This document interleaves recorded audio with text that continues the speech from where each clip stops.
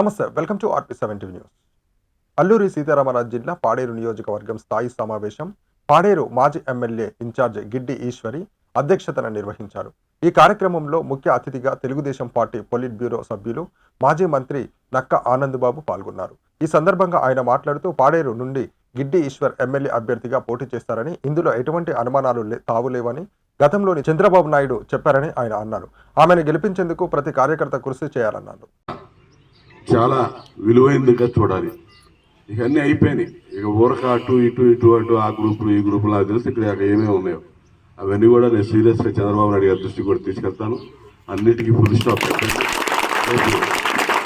ఖచ్చితంగా మరి ఇన్ఛార్జిగా ఈశ్వరి గారు ఉన్నారు. రేపు ఆవిడే క్యాండిడేట్. ఖచ్చితంగా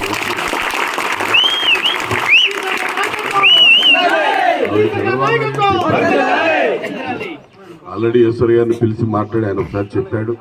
కాస్త అసంతృప్తి చాలా విలువైనదిగా చూడాలి.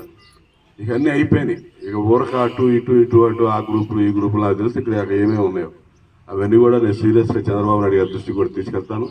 అన్నిటికీ ఫుల్ స్టాప్ పెట్టండి.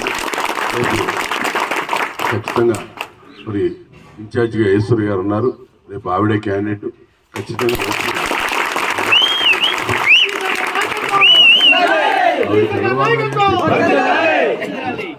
ఆల్రెడీ ఈశ్వరి గారిని పిలిచి మాట్లాడి ఆయన ఒకసారి చెప్పాడు. కాస్త అసంతృప్తి. ట్రైబల్ వెల్ఫేర్ సెక్రటరీ రావత్ ఉంటే రావత్తో లెక్కేశాం. ఈ రాష్ట్రంలో దాదాపు 55 లక్షల పెన్షన్లు ఉంటే గిరిజనులకి ఎన్ని వస్తా ఉన్నాయని చూస్తే మొత్తం 1,50,000 కూడా లేవు. దానికి కారణం ఏంటంటే 6% ప్రజానీకం ఉన్నారు. మీరు పెన్షన్లు 1,50,000 2 లక్షల లోపు ఉన్నాయి. మీ జనాభా దామాషా ప్రకారం మీ పెన్షన్ రావట్లేదు. ఎందుకు రావట్లేదంటే 60 సంవత్సరాలు కట్ ఆఫ్ ఇది పెట్టడం వల్లే జెనెటికల్గా వీళ్ళ లైఫ్ స్పాన్ 48-50 సంవత్సరాలు ఉంది సార్. వీళ్ళకి 60 సంవత్సరాలకి మనం పెన్షన్ ఇస్తామంటే ఎవరు ఎలిజిబుల్ అవుతారు? ఇది మనం మార్చాలి సార్. ఈరోజు గిరిజన దినోత్సవం సందర్భంగా వీళ్ళకి అది అనౌన్స్ చేయండి సార్ అన్నాం స్టేజ్ మీదే. వెంటనే చేద్దాం, డబ్బులు ఉన్నాయా, సరిపోతాయా, మీరు బడ్జెట్ చూసుకున్నారా అన్నాడు. వెంటనే రావద్దు సెక్రటరీ పిలిచి చెప్పు సార్ చెప్పాను. మొత్తం లెక్కలైనా రెడీ చేసి పెట్టాడు. మొత్తం చూపించాడు. చేయొచ్చు సార్, డబ్బులు ఉన్నాయి, బడ్జెట్ ఉందని అప్పుడు అనౌన్స్ చేశాడు. అంటే అది ఈ రోజుకి అమలవుతాం. ఎందుకంటే మీడియాకి చెప్పాను నేను, జగన్మోహన్ రెడ్డి అధికారంలోకి వచ్చినాక ఏం చేశాడు గిరిజనులకంటే చెప్పుకోవడానికి ఒకటి కూడా లేదు. అమ్మఒడి నువ్వు ఇచ్చేది, గిరిజనులకు ఇచ్చేదేంది, దళితులకు ఇచ్చేదేంది, రాజ్యాంగపరంగా మనకు వచ్చిన హక్కులు, కొన్ని ప్రత్యేక రాయితీలు ఉన్నాయి, రిజర్వేషన్లు ఉన్నాయి. ఇవన్నీ తీసేసి నువ్వు ఎవడో అగ్రవర్ణాల పేర్లు చెప్పిన అగ్రవర్ణాలని ఇంటికి ఒకటికి అమ్మఒడి ఇస్తావు, నువ్వు గిరిజనులకి దళితుడికి కూడా అదే ఇస్తున్నావు. నువ్వు చేస్తుంది ఏంటి? ఎంత అన్యాయం చేస్తా ఉన్నావు?